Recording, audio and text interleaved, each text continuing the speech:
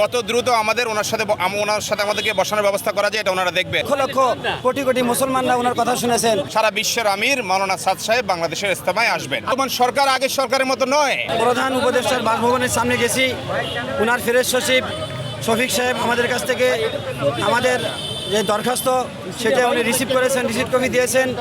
আমাদেরকে কথা দিয়েছেন যে উনি প্রধান উপদেষ্টার সঙ্গে কথা বলবেন এবং আমাদের দাবি একটাই দাবি মাওলানা সাদ সাহেবকে যেন আগামী 5 দিনের জোরে এবং ইস্তেমাতে আমরা আনতে পারি।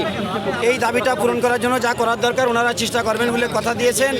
আর আমরা জানাতে চাই যে আমাদের আমির সাহেবের নামে বিগত 8-10 বছর যে সমস্ত মিথ্যা তহমাত দেওয়া হয়েছে, অপবাদ দেওয়া হয়েছে, আমরা এর ভরপুর প্রতিবাদ জানাচ্ছি।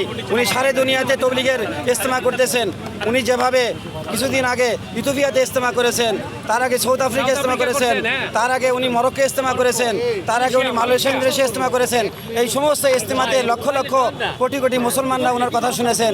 আমরা চাই বাংলাদেশের কোটি কোটি মানুষ যা ওনার কথা শোনার জন্য আগ্রহের সঙ্গে অপেক্ষা করতেছে, যেন এই 5 দিনের জোরে এবং ইস্তেমাতে উনি এসে আমাদের কোরআন হাদিসের কথা শোনাতে পারেন। এই দাবি জানাই আমরা এরকমভাবে প্রধান বিচারপতির কাছে আমরা দরখাস্ত দিয়ে আসছি।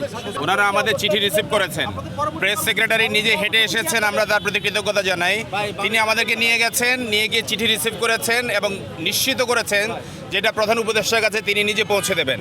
আর এখানে অ্যাডমিনিস্ট্রেটিভ যেসব লোকজন ছিলেন, কর্মকর্তারা ছিলেন, তারা নিশ্চিত করেছেন কত দ্রুত আমাদের ওনার সাথে আমাদেরকে বসানোর ব্যবস্থা করা যায় এটা ওনারা দেখবেন। এই কথার উপরে আমরা সন্তুষ্ট হয়ে ফিরে এসেছি। যেহেতু আমরা শান্তিপ্রিয় দল, আমরা রাস্তা এখনই ছেড়ে দিচ্ছি, লোকজন এখনই মসজিদে চলে যাবে। আর আমরা সাগ্রহে অপেক্ষা করছি যে জনাব ইউনূস কখন আমাদের সাথে বসেন। আমাদের এই আশাবাদ আছে শতভাগ যে আল্লাহ তাকে অনেক উঁচু মানসিকতার অধিকারী বানিয়েছেন। তিনি লোকজনের অবস্থা বুঝতে পারেন, মানুষকে বুঝতে পারেন। নিশ্চয়ই তিনি আমাদের অবস্থা বুঝে কুইকেস্ট টাইমে আমাদের সাথে বসবেন এবং আমাদের সমস্যার সমাধান করবেন। আমাদের একটা মাত্র দাবি, সারা বিশ্বের আমির মাওলানা সাদ সাহেব বাংলাদেশের ইস্তেমায় আসবেন। আচ্ছা, যদি আপনাদের এই দাবি মেনে নেওয়া না হয়, ইস্তেমার ক্ষেত্রে আপনাদের আমরা এই যদি সম্ভাবনা এই জন্য যেতে চাই না। শতভাগ যৌক্তিক দাবি ইনশাআল্লাহ মিস্টার ইউনূস অবশ্যই মেনে নেবেন। কাজে আমরা কোনো যদির অপশনে যেতে চাই না। আমরা এই কারণে জানতে চাচ্ছি, যেহেতু 2018 সালের পর থেকে এখন পর্যন্ত তিনি বাংলাদেশে আসতে পারেননি, আগে রেগুলার আসতেন।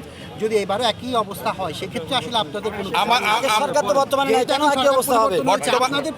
আমাদের সবচেয়ে বড় চাওয়া হচ্ছে বর্তমান সরকার আগের সরকারের মতো নয়।